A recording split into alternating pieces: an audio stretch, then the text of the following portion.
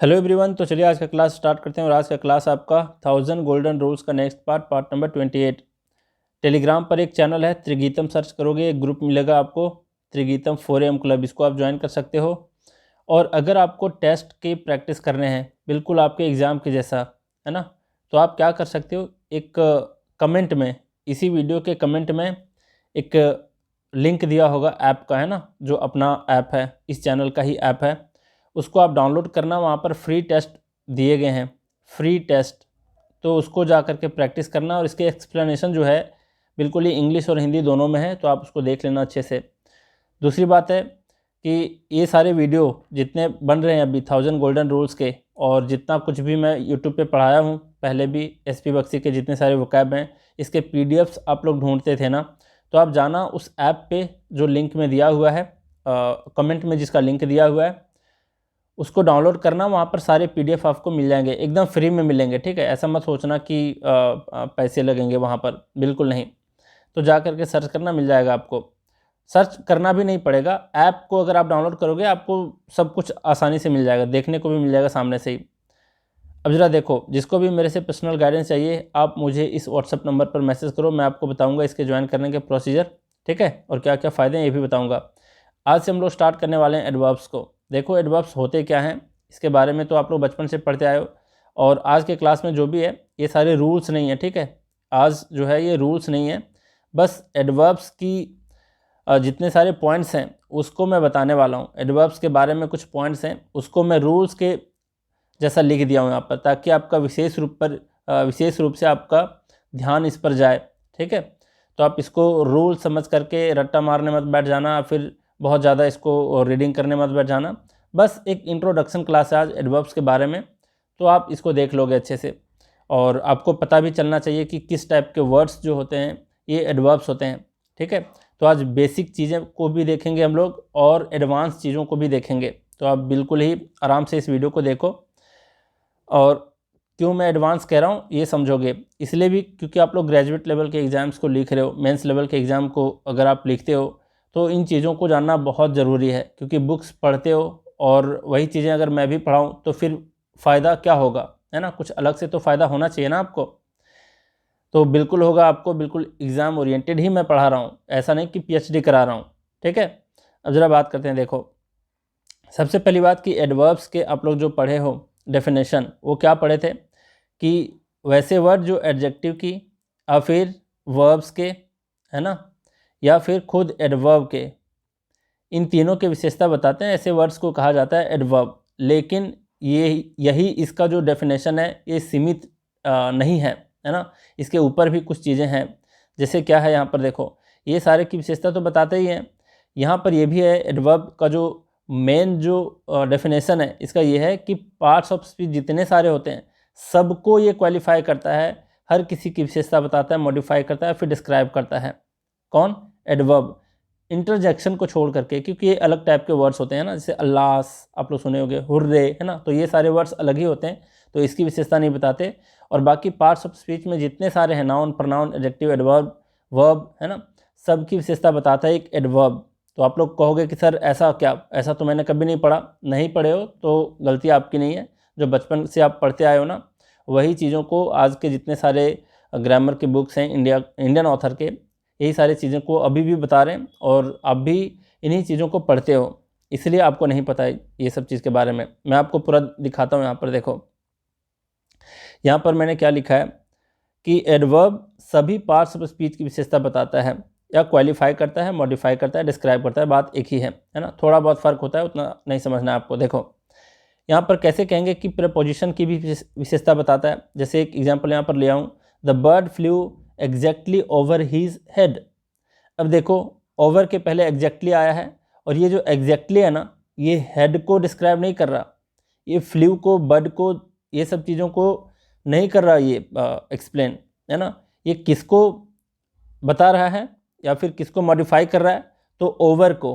और ओवर है क्या? एक प्रीपोजिशन, है ना, ठीक है। एग्जैक्टली ओवर मतलब ठीक उसके ऊपर, है ना, तो ठीक ये ऊपर वाले वर्ड की विशेषता बता रहा है, या फिर इसको डिस्क्राइब कर रहा है ना, या फिर एम्फेसाइज कर रहा है। तो ये ओवर की विशेषता बता रहा है एग्जैक्टली, और ये एग्जैक्टली जो है ये एक प्रेपोजिशन ओवर की विशेषता बता रहा है। तो यहाँ पर तो क्लियर है कि एडवर्ब किसी प्रेपोजिशन की भी विशेषता बता सकता है। जी बिल्कुल क्लियर है। अगला है I dislike her simply because she is abusive, है ना। अब यहाँ पर देखो, यहाँ पर बिकॉज क्या है आपका, बिकॉज आपका है कंजंक्शन, कंजंक्शन की भी विशेषता बता रहा है कौन, एक एडवर्ब, और वो एडवर्ब कौन है, सिंपली, है ना। ठीक है, इसी तरीके से देखते हैं कि नाउन की विशेषता कैसे बताता है। जैसे मैं कहूँ कि only Garima can solve this problem, सिर्फ गरिमा कर सकती है, तो गरिमा की विशेषता बता रहा है ओनली, और ओनली यहाँ पर क्या है, एडवर्ब है ना। सबको पहचानना आप सीख जाओगे इसी लेसन में। तो गरिमा यहाँ पर नाउन है और नाउन की विशेषता ओनली बता रहा है, और ओनली एक तरह का एडवर्ब होता है, कैसे होता है आप सीखोगे आगे। ठीक है, तो यहाँ पर हम देख रहे हैं कि नाउन की भी विशेषता कौन बता रहा है, एक एडवर्ब बता रहा है ओनली। चलिए यहाँ तक क्लियर है। फिर प्रोनाउन का देख लो, यहाँ पर है एटलीस्ट यू, है ना, क्या लिखा हुआ है, at least you should go to see her in the hospital, कि कम से कम तुम्हें हॉस्पिटल में उससे मिलना जाना चाहिए, है ना। अब यू की विशेषता बता रहा है एटलीस्ट, और एटलीस्ट क्या है आपका, एक एडवर्ब है। क्लियर। नेक्स्ट है यहाँ पर देखो, यहाँ पर है luckily she earned a lot of money. अब देखो यहाँ पर लकीली जो है ये शी की विशेषता नहीं बता रहा कि वह लकी है, नहीं, वह मतलब वो कमाई लकी है ऐसा भी नहीं बता रहा, ये क्या मनी लकी है ऐसा नहीं बताना चाह रहा है। कहने का ये मतलब है कि ये लकीली जो वर्ड है ये पूरे सेंटेंस की विशेषता बता रहा है, या फिर उसको मॉडिफाई कर रहा है ना, या फिर उसके बारे में एक्स्ट्रा इन्फॉर्मेशन दे रहा है। तो यहाँ पर लकीली को देख रहे हैं कि पूरे सेंटेंस की विशेषता बता रहा है। तो यहाँ पर कंक्लूजन ये निकलता है कि एडवर्ब जो होता है ये सारे पार्ट्स ऑफ स्पीच की विशेषता बताता है, एडजेक्टिव, एडवर्ब और वर्ब की भी विशेषता बताता है। ये तो बचपन से जानते हो, जो नहीं जानते थे उसका एग्जाम्पल लेकर के मैं यहाँ पर बता दिया हूँ। क्लियर। तो ये यहाँ पर इसका कंक्लूजन था कि एडवर्ब हर एक पार्ट्स ऑफ स्पीच की विशेषता बता सकता है, इंटरजेक्शन को छोड़ करके। इसको आपको पढ़ना भी नहीं है ना, इससे रिलेटेड क्वेश्चन पूछे भी नहीं जाते। क्लियर। तो ये चलिए यहाँ तक ये वाला रूल बिल्कुल क्लियर है इसके डेफिनेशन को लेकर के। अगला देखो, एडवर्ब्स के प्रकार देखते हैं हम लोग किस तरीके से, पहले से भी आप लोग जानते होंगे। एडवर्ब ऑफ मैनर होता है। एडवर्ब ऑफ मैनर क्या है कि किसी काम को किस मैनर से किया जाता है, मतलब किस तरीके से किया जाता है, इससे अगर पता चलता है ना, किसी काम का होने के तरीके अगर पता वहाँ पर चल रहा है तो उसको कहते हैं, उस वर्ड को या फिर वह ग्रुप ऑफ वर्ड को क्या कहेंगे, एडवर्ब ऑफ मैनर। क्लियर। जैसे इसमें आएगा हाउ, कैसे किया तुमने ये काम, है ना, बहुत बुरी तरीके से किया, बैडली, तो बैडली यहाँ पर क्या है, एडवर्ब ऑफ मैनर। केयरफुली, बहुत ध्यानपूर्वक किया, तो यहाँ पर केयरफुली क्या है, एडवर्ब ऑफ मैनर, है ना। इसी तरीके से सो, फ्लुएंटली, ब्यूटीफुली, फास्ट, बहुत तेज़ी से किया, बहुत सुंदरता से किया, है ना, बहुत फ्लुएंटली बोला, है ना, इस प्रकार बोला, किस प्रकार बोला, किस मैनर से बोला, इस प्रकार बोला, है ना। सो तो ये सारे आते हैं एडवर्ब ऑफ मैनर के अंदर। तो एडवर्ब ऑफ मैनर कौन सारे वर्ड्स को कहते हैं, वैसे वर्ड्स या फिर वैसे एडवर्ब जिससे किसी काम के होने का पता चलता है, उसके तरीके पता चलता है, उसका कौन सा तरीका है, मतलब किस ढंग से किया गया है, किस मैनर से किया गया है, अगर उसका पता चले तो उसको कहते हैं एडवर्ब ऑफ मैनर। क्लियर। और ये सारे एग्जाम्पल्स हैं। आगे देखो, नेक्स्ट है एडवर्ब ऑफ प्लेस। यहाँ पर कह रहा है कि जिससे प्लेस यानी स्थान का पता चलता है उसको कहते हैं एडवर्ब ऑफ प्लेस। जैसे वेयर, है ना, ये इसको कहा जाता है इंट्रोगेटिव एडवर्ब, है ना, वेयर, हाउ, व्हेन, ये सारे को कहा जाता है इंट्रोगेटिव एडवर्ब। उसको मैंने अलग से नहीं कराया हुआ है, बस इसमें ही करा दिया हूँ मैं, है ना। एडवर्ब ऑफ प्लेस में एडवर्ब ऑफ, अभी देखे हमने हाउ, अभी देखे हम लोग यहाँ पर हाउ, हाउ जो है ये इंट्रोगेटिव क्या है, एडवर्ब है, लेकिन ये एडवर्ब ऑफ मैनर में भी आ जाएगा। क्लियर। इसी तरीके से प्लेस को इंडिकेट कर रहा होता है ना वेयर, तो वेयर भी आपका क्या आता है, एडवर्ब ऑफ प्लेस में, और ये एक अलग तरीके से एक पढ़ा जाता है इसका प्रकार, जिसको कहते हैं इंट्रोगेटिव एडवर्ब, है ना, जो कि बिल्कुल अलग से पढ़ने की आवश्यकता नहीं है। फिर देखो हेयर है ना, कॉमा है बीच में, देयर है, इन है, अंदर, है ना, ये सब प्लेस को बता रहे हैं। आउट है, विद इन है, अप है, डाउन है, नियर है, फार है ना, ये सारे बताते हैं एडवर्ब ऑफ प्लेस। तो याद करने की ज़रूरत बिल्कुल नहीं है, बस आपको ध्यान में रखना है कि किससे किस चीज़ का पता चलता है, कौन से वर्ड से मैनर का पता चलता है, वो एडवर्ब ऑफ मैनर है, कौन सारे वर्ड से प्लेस का पता चलता है, तो वो सारे एडवर्ब ऑफ प्लेस हैं, है ना। अब दिल्ली अगर मैंने यहाँ पर लिख दिया ये बता रहा है कि एक प्लेस है, तो इसका मतलब ये नहीं कि एडवर्ब हो गया दिल्ली, नहीं, ये नाउन है, ये ऑलरेडी आप जानते हो, है ना। बाकी सारे जितने वर्ड्स हैं जिससे प्लेस का पता चलता है वो सारे होते हैं एडवर्ब ऑफ प्लेस। बहुत सारे लोग जानते हैं कि क्या कोई प्लेस इंडिकेट करने वाला वो जो वर्ड होता है सीधा प्लेस नहीं, दिल्ली नहीं, मुंबई नहीं, किसी प्लेस को इंडिकेट करने वाले शब्द जो होते हैं उसके बारे में बता रहा हूँ, है ना।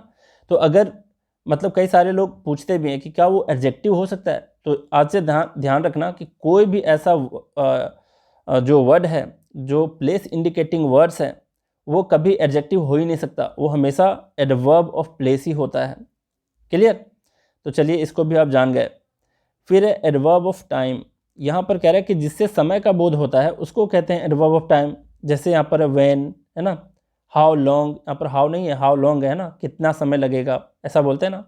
नाउ, अभी, देन, तब, मतलब, है ना। और फिर उसके बाद ये भी टाइम को बता रहा है। टुडे है, टुमारो है, एट प्रेजेंट है, अर्ली है, सून है, ऑलरेडी है, बिफोर है, सिंस है, नेक्स्ट ईयर है। ये इस तरीके के जितने वर्ड्स मिल जाते हैं जिससे एक टाइम का पता चलता है उसको कहते हैं adverb of time. Clear? Next है आपका एडवर्ब ऑफ फ्रीक्वेंसी। यहाँ पर है कि जो किसी काम का होने का रेपिटेशन को बताए, और फिर बारंबारता जिसको कहते हैं ना, और फिर उसकी संख्या को बताए कि कितने बार ये हुआ है, वंस हुआ है, ट्वाइस हुआ है ना। तो ये सारे कहलाते हैं एडवर्ब ऑफ फ्रीक्वेंसी। क्लियर? समझ गए बात को? अब चलते हैं। देखो, अब मान लिया जाए मैंने अगर कहा कि कोई काम 5 बार हुआ है ना, 5, तो 5 कहने का मतलब ये नहीं कि एडवर्ब ऑफ फ्रीक्वेंसी को बता रहा है, नहीं, ऐसा नहीं है। अब तो फिर मैं 2 लिख देता हूँ यहाँ पर समझने के लिए। 2 जो है एक क्या है, न्यूमरल एडजेक्टिव है, ये एडवर्ब नहीं है। लेकिन ट्वाइस में बोलूँ तो ट्वाइस से पता चलता है कि कोई काम दोबारा हुआ है ना। तो ट्वाइस आपका हो जाता है एडवर्ब ऑफ फ्रीक्वेंसी। क्लियर? यहाँ तक 2 से नहीं पता चलता कि कोई काम 2 बार हो रहा है, रिपीट होकर के हो रहा है। रिपीटेशन का पता चल रहा है ट्वाइस से, 2 से नहीं। 2 एक डेफिनिट नंबर को बता रहा है ना। और ट्वाइस जो है ये किसी काम का दोबारा होने को बता रहा है, फ्रीक्वेंसी को बता रहा है। क्लियर? तो एडवर्ब ऑफ फ्रीक्वेंसी आप समझ गए। जैसे यहाँ पर कौन सारे वर्ड्स हैं, how often, how many times, है ना, ट्वाइस, वंस, सेल्डम मतलब शायद ही कभी, नेवर, ऑलवेज, हार्डली, है ना, रेयरली। तो ये सारे जो वर्ड्स हैं इस टाइप के वर्ड्स कहलाते हैं एडवर्ब ऑफ फ्रीक्वेंसी। चलिए इतना भी समझ गए। अब कहोगे सर इतना सारा टाइप्स सीखने की क्या ज़रूरत है? मैं आपको बताता हूँ। देखो, सबसे पहली बात कि आपको पहचानने आना ज़रूरी है कि कौन सा वर्ड जो है ये एडवर्ब है, एडजेक्टिव है, नाउन है, प्रोनाउन है ना, प्रीपोजिशन है, कंजंक्शन है। आप इसको तभी सीख सकते हो जब ग्रामर को आप अच्छे से सीखोगे। और ग्रामर को अच्छे से सीखने का क्या तात्पर्य है कि भाई सिर्फ ग्रामर के रूल्स को सीखना नहीं है ना, या फिर ग्रामर के शब्दों को सीखना ज़रूरी नहीं है। आप हर एक ग्रामर के जितने पार्ट्स ऑफ स्पीच होते हैं उसके फंक्शन जब तक नहीं जानोगे ना, आप अच्छे से ग्रामर सीख ही नहीं सकते।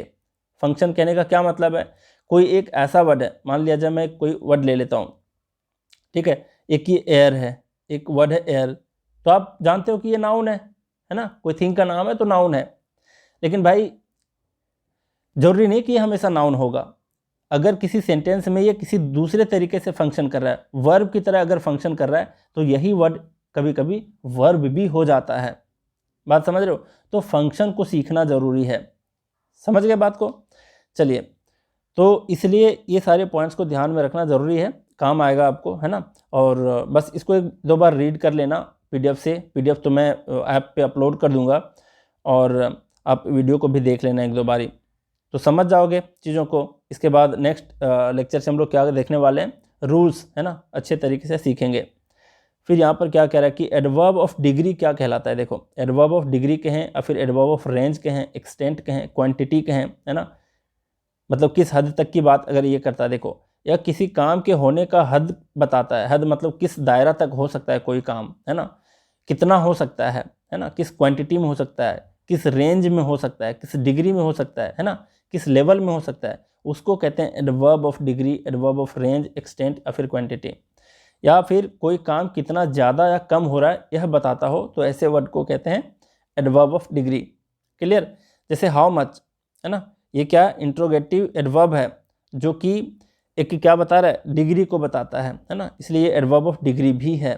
हाउ फार कितना दूर, वेरी बहुत ज़्यादा, देखो ये एक्सटेंट को बता रहा है, टू ये भी बहुत ज़्यादा के सेंस में बताता है, मच ये भी ज़्यादा के सेंस में, इनफ पर्याप्त के सेंस में, कंप्लीटली मतलब पूरी तरह से, लिटल थोड़ा सा, हाफ है ना, फ्यू, ये सारे क्या कहलाते हैं, एडवर्ब ऑफ डिग्री।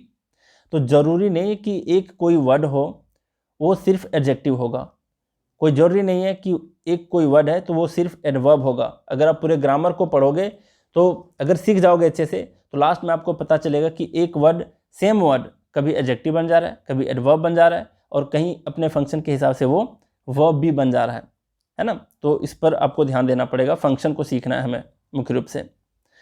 फिर आगे है, जैसे मैं एक एग्जांपल ले लेता हूँ। देखो आपको एरर फाइंड आउट करना है, ठीक है। जैसे मैं कहूँ कि we met new elected MLA of our constituency, मान लो ऐसा कोई एग्जांपल ले लेते हैं, we met new elected MLA of our constituency, आगे है कुछ, ठीक है। इसमें आपको एरर फाइंड आउट करना है। तो आपको लगेगा अच्छा न्यू इलेक्टेड MLA है, बिल्कुल सुना सुना सा लगता है, दिल को अच्छा लगता है सुनने में, तो बिल्कुल ये सेंटेंस करेक्ट है, लेकिन ये सेंटेंस बिल्कुल ही गलत है।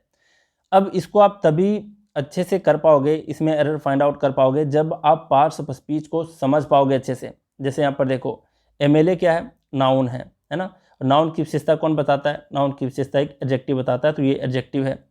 एडजेक्टिव की विशेषता कौन बताता है, तो एडवर्ब बताता है, हम जानते हैं जहाँ तक, है ना। तो यहाँ पर एडवर्ब होना चाहिए, इसलिए यहाँ पर न्यू ना होकर के क्या होगा, न्यूली होगा, है ना। तो ये एक छोटा सा एग्जाम्पल था कि कहाँ पर काम आएगा कि पार्ट्स ऑफ स्पीच को अगर आप पहचान लिए अच्छे तरीके से, उसके फंक्शन को पहचान लिए, उसके प्लेसमेंट को पहचान लिए कि कौन सा वर्ड जो है, कौन सा पार्ट ऑफ स्पीच है, वो सेंटेंस के उसका पोजीशन क्या होता है, कहीं बीच में लगता है, कभी नाउन के पहले लगता है, कभी वर्ब के बाद लगता है। तो इन सारी चीज़ों को आप अच्छे से सीख जाओगे तो इसको कहते हैं कि आप उसके फंक्शन को सीख रहे हो, है ना। और अगर आप उसके फंक्शन को अच्छे तरीके से सीख गए फिर ग्रामर में आपको कभी तकलीफ होगी नहीं, ठीक है। तो यही मेरा मकसद था एग्जाम्पल का बताने का, कि आपको सीखना ही चाहिए कि कहाँ पर किसका फंक्शन क्या है। चलिए आगे बढ़ते हैं, ये भी आप सीख गए कि एडवर्ब ऑफ डिग्री क्या होता है। नेक्स्ट है यहाँ पर एडवर्ब ऑफ कंडीशन। यहाँ पर देखो ये बता रहे हैं कि जो एडवर्ब शर्त को बताए, है ना, उसको कहते हैं एडवर्ब ऑफ कंडीशन। जैसे यहाँ पर है इफ़, कंडीशन को बता रहा है, शर्त को बता रहा है ना, कि कोई काम तभी होगा अगर तुम ऐसे करते हो। इफ़ भी बताता है। लेस्ट का मतलब ऐसा ना हो कि नहीं तो ऐसा हो जाएगा, है ना, ये भी कंडीशन को बता रहा है, शर्त को बता रहा है। प्रोवाइडेड का मतलब ही होता है बशर्ते, इसमें भी शर्त आता है ना।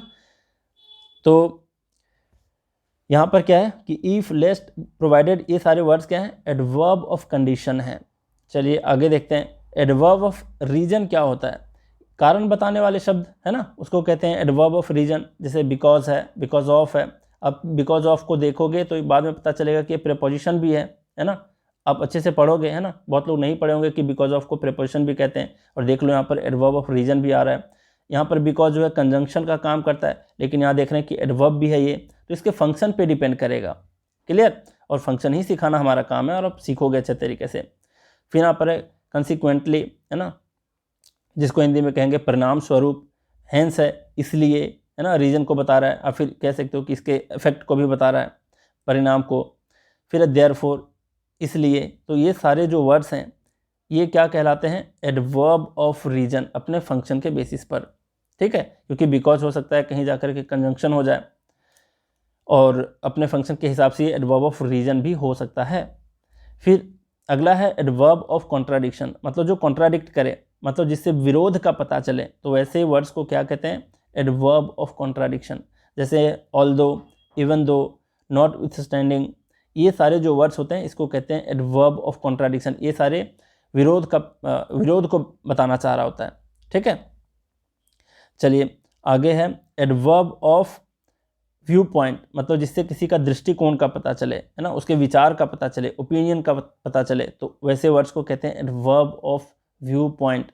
जैसे यहाँ पर मैं कहूँ कि मेंटली गरिमा इज स्ट्रांग, तो ये मेरा व्यू पॉइंट है गरिमा के लिए, है ना, इसलिए इसको कहते हैं adverb of view point. View point कहने का मतलब उसका नज़रिया, उसके प्रति। तो गरिमा के प्रति मेरा नज़रिया ये है कि मेंटली वो क्या है, स्ट्रांग है, मेंटली, है ना, भले शारीरिक रूप से हो या ना हो, लेकिन वो मानसिक रूप से बिल्कुल ही स्ट्रांग है।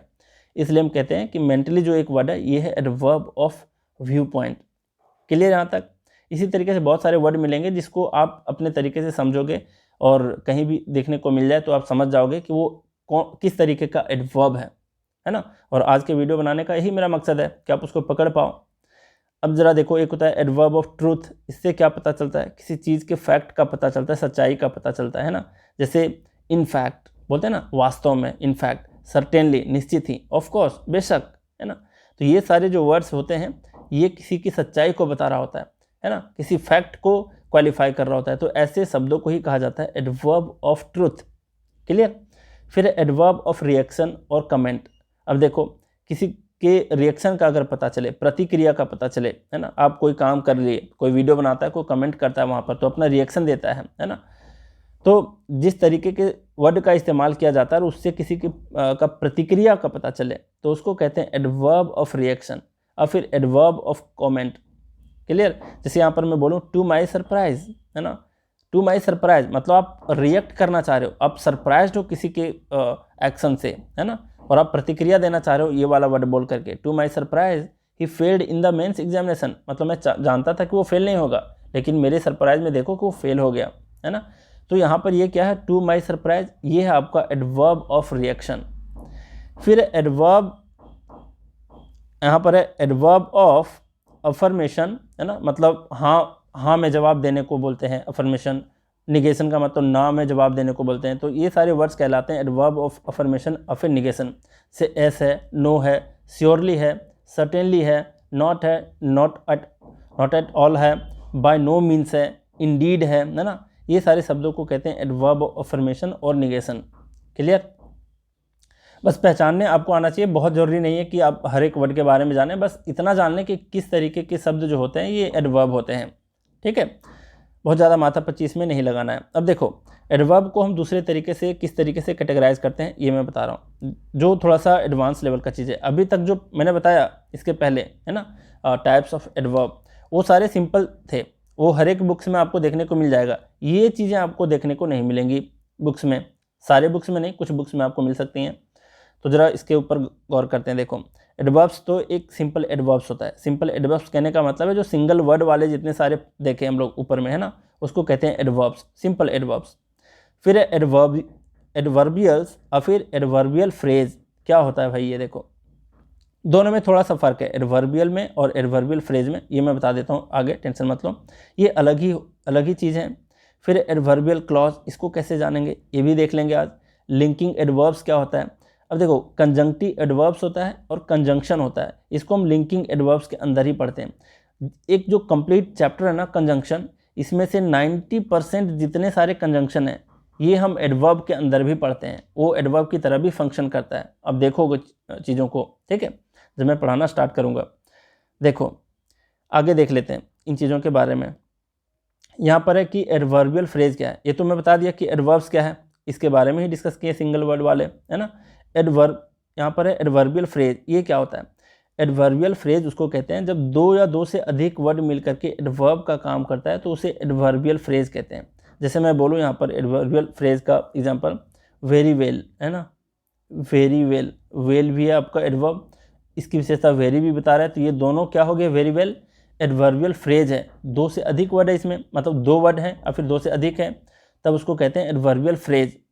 अब यहाँ पर एक वर्ड आता है सिंपल एडवर्बियल, वो क्या होता है भाई? देख लो, एडवर्बियल्स का मतलब है कि जब प्रेपोजिशन के साथ कोई दूसरा वर्ड आता है, जैसे मैं बोलूँ इन दिसंबर, है ना, अगर मैं बोलूँ इन दिसंबर, इन है प्रेपोजिशन, इसके साथ एक अदर वर्ड आया है, तो इसको क्या कहेंगे? एडवर्बियल्स कहेंगे।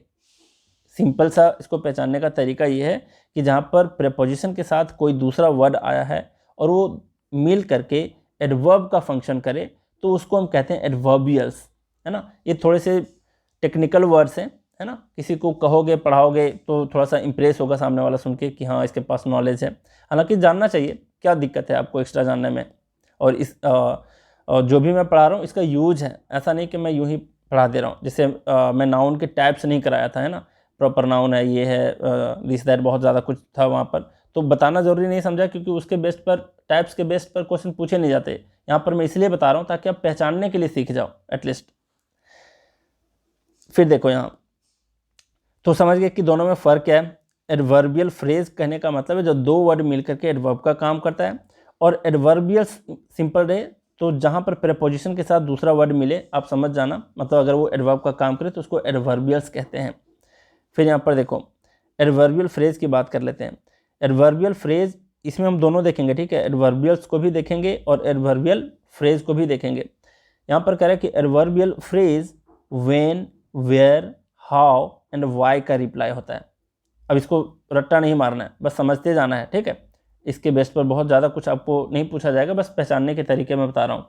एडवर्बियल फ्रेज जो होता है, क्योंकि कई लोग क्या करते हैं कॉम्प्लेक्स सेंटेंस की को सॉल्व कर रहे होते हैं ना, तो उसको पता नहीं चलता है, कहीं कहीं सॉल्यूशन में दे रखा होता है कि ये एडवर्बियल फ्रेज है, ये एडवर्बियल्स है, तो कंफ्यूज कर जाते हैं। तो इसलिए मैं बता रहा हूँ ताकि आप पहचानने सीख जाओ चीज़ों को। कहीं अगर देखो, कोई बुक्स में देख लिया, कहीं इंटरनेट पे देख लिया, तो उसको पहचानने कम से कम सीखो, है ना। इसलिए अब मान लिया जाए कोई कहीं सॉल्यूशन में एडवर्बियल फ्रेज मिल गया तो आप कंफ्यूज हो जाओगे कि एडवर्बियल फ्रेज कहते किसको हैं, या फिर सिंपली एडवर्बियल्स वर्ड मिल जाए तो आप कंफ्यूज कर जाओगे। अगर अभी पढ़ा हुआ रहेगा तो आप पहचान लोगे कि हाँ सर ने कभी बताया था कि एडवर्बियल्स का मतलब होता है जब प्रेपोजिशन के साथ अदर वर्ड मिल करके एडवर्ब का काम करता है, तब उसको एडवर्बियल्स कहते हैं, है ना। और दो या दो से अधिक वर्ड मिल करके कोई एडवर्ब का फंक्शन करता है तो उसको एडवर्बियल फ्रेज कहते हैं। और ये सारे एडवर्बियल फ्रेज जो होता है ये when, where, how and why का रिप्लाई होता है। कैसे जरा देखते हैं व्हेन का रिप्लाई कैसे होता है। जैसे मैं बोलूँ एज फास्ट एज पॉसिबल। अब देखो इसको पहचानना क्यों जरूरी है, क्योंकि कई बार लोगों को लगता है, जो बचपन में पढ़ते आए हो आप लोग, कि वैसा वर्ड, है ना, वैसा वर्ड जो एडवर्ब का काम करे है ना, तो आपके दिमाग में बैठा हुआ कि कोई सिंगल वर्ड होगा, लेकिन नहीं भाई, एक वर्ड और फिर मोर देन वन वर्ड्स भी हो सकते हैं, है ना, एडवर्ब में। As fast as possible. और एक बात हमेशा ध्यान रखना, अगर किसी ने पूछा आपको, फिर आप बहुत डेप्थ में पढ़ोगे, जैसे कोई पीजीटी की तैयारी कर रहे होंगे, है ना, टीचिंग की, तो आप देखोगे बहुत डेप्थ में अगर कभी फ्यूचर में पढ़ा आपने पूरे ग्रामर को, तो आप देखना एक चीज़ पाओगे कि एडवर्ब एक ऐसा चैप्टर है ना जिसका दायरा सबसे बड़ा है ग्रामर में, सबसे बड़ा है, बहुत ज़्यादा वास्ट टॉपिक है ये। लेकिन हम कॉम्पिटिटिव एग्जाम्स की तैयारी कर रहे हैं तो इतना वास्ट पढ़ना नहीं है, जितना पढ़ना है मैं सफिशिएंट मतलब पढ़ा दूंगा, ठीक है। लेकिन अगर कहा जाए कि सबसे लंबा टॉपिक कौन है, सबसे बड़ा टॉपिक, वास्ट टॉपिक कौन है, तो एडवर्ब्स होता है। इस बात को आज से ध्यान में रखना, क्योंकि कई सारे बुक्स में इसको फन वे में ग्रामरियन ने लिखा है कि एडवर्ब एक ऐसा है, मतलब नरक का द्वार है। तो बहुत तरीके से इसको लोगों ने मजाक तरीके से बोला है, क्योंकि जहाँ भी देखोगे पता चलेगा कि रे ये तो कहीं नाउन में पढ़ा था, ये तो यहाँ एडवर्ब का काम कर रहा है, ये तो कंजंक्शन में पढ़ा था, ये तो यहाँ एडवर्ब का काम कर रहा है ना। तो ये है इसका खेल। तो यहाँ पर देखो, यहाँ पर एज फास्ट एज पॉसिबल, ये किसका रिप्लाई है, व्हेन का रिप्लाई। कैसे, जैसे आपने कहा कि कब करोगे काम, है ना, अब फिर जल्दी कर दो, कब करोगे, तो एज फास्ट एज पॉसिबल, समझ रहे हो, तो ये व्हेन का रिप्लाई है। फिर आगे देख लो, एनी टाइम, ये भी बता रहा है क्या, व्हेन को। टुडे मॉर्निंग, व्हेन का रिप्लाई है। After the break, before midnight, in December, ये सारे क्या बता रहे हैं, ये सारे व्हेन का रिप्लाई बता रहे हैं।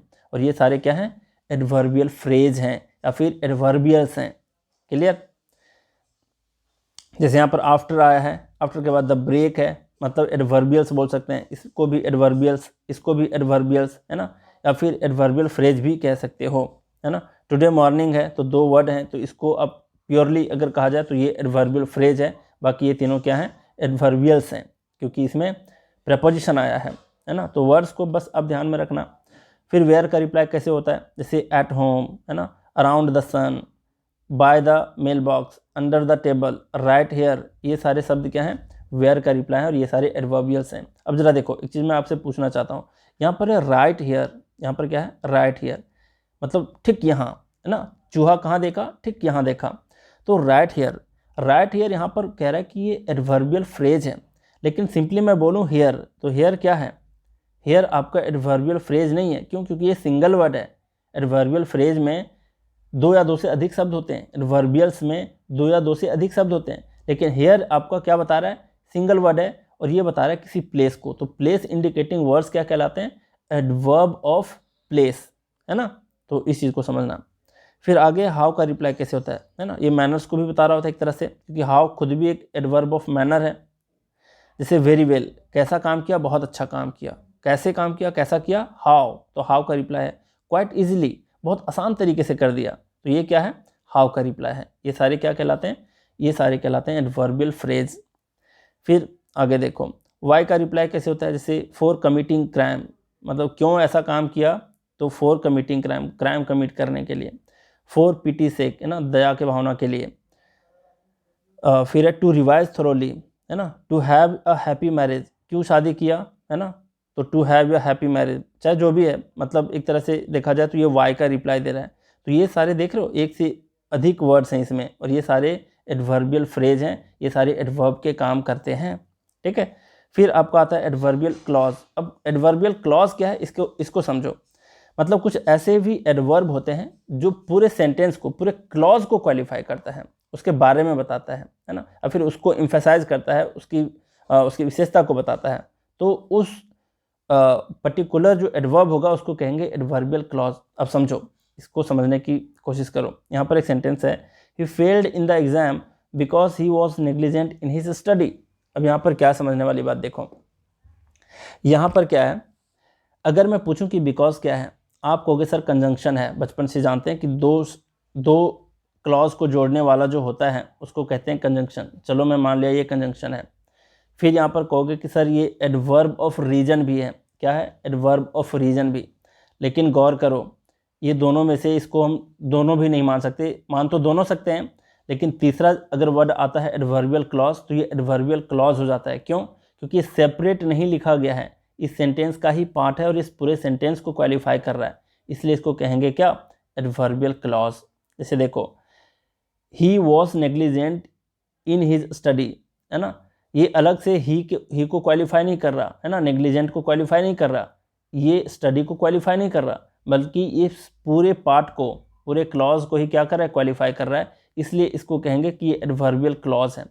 तो कहने का मतलब है कि ये तो सिंपली बिकॉज कंजंक्शन भी है एडवर्ब, और अगर सिंगल वर्ड बिकॉज के बारे में पूछा जाए तो ये क्या है, एक तरह का एडवर्ब ऑफ रीजन भी है। लेकिन ये बिकॉज इस सेंटेंस के साथ, इस पूरे पार्ट के साथ अगर आता है तो इसको कहते हैं एडवर्बियल क्लॉज। जैसे सेकंड वाला है, देखो, he neglected his study therefore he failed in the exam.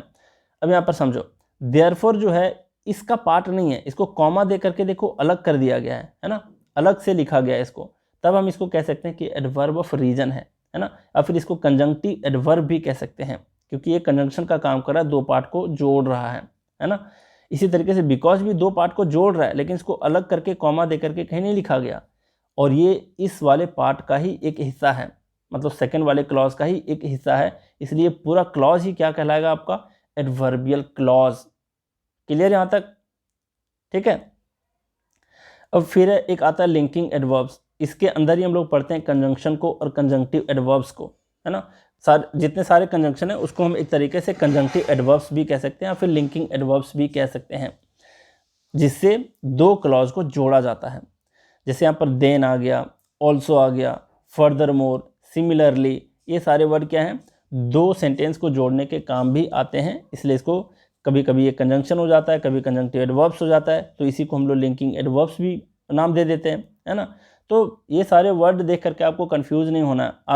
आज के क्लास का अगर कंक्लूजन में बोलूँ तो ये सारे जितने सारे वर्ड्स हैं, linking adverbs, adverb of manner, adverb of place, adverb of time, adverb of reason, है ना, एक्सटेंट और फिर डिग्री, तो ये सारे जितने वर्ड्स थे, एडवर्बियल्स क्या हैं, एडवर्बियल क्लॉज क्या होते हैं, है ना, और आपका एडवर्बियल क्लॉज क्या होता है, तो इसको बताना मेरा मकसद था कि आप कहीं भी देखो तो कंफ्यूज ना करो।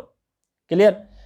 अब यहाँ पर देखो, नोट करके मैं लिख भी दिया हूँ कि वैसे कंजंक्शन जो किसी तरह से एडवर्ब की तरह फंक्शन करे उसको हम एडवर्ब्स के अंदर भी पढ़ते हैं, ज़्यादातर कंजंक्शन को हम एडवर्ब में भी पढ़ते हैं, तो इससे कंफ्यूज मत कर जाना, क्योंकि मैं पहले भी बता चुका हूँ आपको कि एक पार्ट ऑफ स्पीच जो है, ज़रूरी नहीं कि जो बचपन से पढ़ते आए हो वो वर्ड क्या हो, कि नाउन में पढ़े तो नाउन ही होगा, या फिर वर्ब में पढ़े तो वर्ब ही होगा, एडजेक्टिव में पढ़े तो एडजेक्टिव ही होगा। नहीं, एक single word multiple part of speech हो सकता है। कब?